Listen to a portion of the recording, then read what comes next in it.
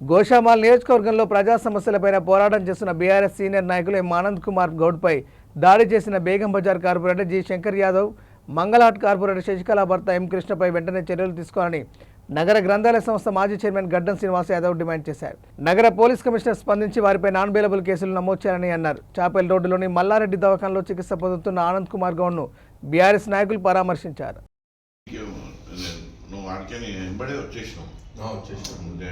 పోయినాము చేయబెడతానికి ఎవరు చెప్పిన చేయబెట్టదని చెప్పిన. ఇప్పుడు ఏమవుతుందన్న, మనము వాడు ఏమంటాడు, వాడు పిఎస్లో ఆడొక స్టేట్మెంట్ ఇచ్చింది. ఫస్ట్ యాక్చువల్ ఇది ఏమైందన్న, కొన్ని రోజులు ఫస్ట్ సుధీర్ గారు వచ్చాడు, ఆ డివిజన్ ప్రెసిడెంట్, వాడు అశోక్ వాళ్ళ అన్న కొడుకు ఏదో పోరాడు కదా, బండ అశోక్ వాళ్ళ అన్న కొడుకు మానవుడు మొత్తం దున్నపోతు కడితేనే ఓ కడతారనే 2 दिन में इनाग्रेशन हो रहा वो అంటే 2 व्हीलर में इधर మెల్లగా అప్పుడే వచ్చారు. దిగుతానే అన్న నీ అమ్మని దిగుతానేసిండ్రు. పిఎస్ఎల్ వాడు ఏసీపీ సార్ ఫోన్ చేసిన సుదర్శన్ సార్ అన్న ఛాయ్ 41 ఇచ్చిరంటే మళ్ళీ ఏం సెక్షన్ చేసి 41 ఇచ్చిండ్రు. అది అది అంకుల్కి పెట్టు ఎఫ్ఐఆర్ కాపీ దీంట్లో పేరు 41 ఇచ్చారు.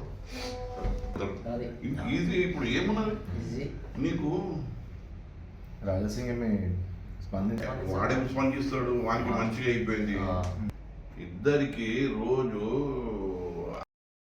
పరంగా రాజకీయాలు చేస్తూ ఉన్నాం. ఏ పార్టీ వాళ్ళమైనా కానీ ప్రజలకు సేవ చేయాలన్న దృక్పథంతో ఇప్పటి వరకు మేము రాజకీయాలు చేసినాం. కానీ ఇది నిన్న ఈ సంఘటన ఏదైతే ఉందో ఆనంద్ గౌడ్ పైన ఏదైతే దాడి వీళ్ళు చేసిరో ఇది చాలా దుర్మార్గమైనటువంటి చర్య. చాలా దీన్ని పూర్తిగా యావత్తు గోషామైల్లో ప్రతి ఒక్కరూ ఖండించదగిన విషయం ఇది. ఇందులో ముఖ్యంగా చెప్పాలంటే శంకర్ యాదవ్ గురించి. శంకర్ యాదవ్ 4 పర్యాయాలు కార్పొరేటర్ అయ్యాడు. కానీ ఒక్కసారి మీరు విలేకరులైనా కానీ లేకపోతే తటస్థంగా ఉన్న ఏదైనా ప్రజలు కానీ ఆయన యొక్క చరిత్రను కనుక గమనిస్తే ఈ 4 పర్యాయాలు కేవలం డబ్బు బలం మీద గెలుస్తూ ఆయన అంచెలంచెలుగా ఆర్థికంగా ఎదగడమే తప్ప ప్రజాహితం కోరే వ్యక్తి కాదు. ప్రజల పట్ల ఆయనకు సేవ చేయాలన్న దృక్పథం ఉండదు. కేవలం ఏంటి అంటే లూటీ. ఒక పక్క బేగం బజార్ కార్పొరేటర్ శంకర్ యాదవ్ లూటీ చేస్తే ఇంకో పక్క ఎమ్మెల్యే అయినటువంటి రాజా సింగ్ లూటీ. ఈ ఇద్దరు లూటీలు చాలా తీవ్ర స్థాయిలో జరుగుతూ ఉన్నాయి. ప్రజలను చాలా రకంగా వీళ్ళు ఏంటంటే హింసిస్తూ ఉన్నారు.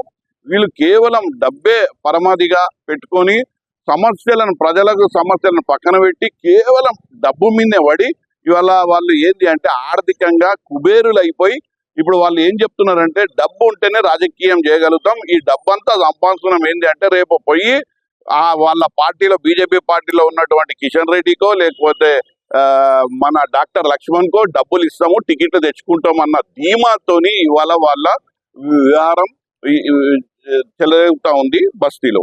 నేను ఒకటే చెప్తా ఉన్నా, శంకర్ యాదవ్ నువ్వు కేవలం ఏంటి అని అంటే ఒక కంటెంట్ లేని కటౌట్. నీ దగ్గర కటౌట్ లేదు, కంటెంట్ లేదు, కేవలం దోపిడి, దుర్మార్గం, లంచగొండితనం మొత్తం ఏంటి అని అంటే నువ్వు చేస్తున్నటువంటి అవినీతి.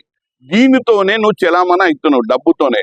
ఇవాళ నీది యొక్క బలుపు ఎట్లయిపోయింది అని అంటే నాయకులను కొట్టే పరిస్థితి వచ్చింది, నీకు దాడి చేసే పరిస్థితి వచ్చింది, వాళ్ళని తిట్టే పరిస్థితి వచ్చింది, వాళ్ళ మీద దౌర్జన్యం చేసే పరిస్థితి వచ్చింది. ఈ ధైర్యము ఈ బలుపు ఎట్లొచ్చిందంటే డబ్బుతోనే వచ్చింది. ఈయనకు డబ్బు ఎట్లొస్తుంది అంటే రోజు ఈయన చేసే పని ఏంటంటే సెటిల్మెంట్లు.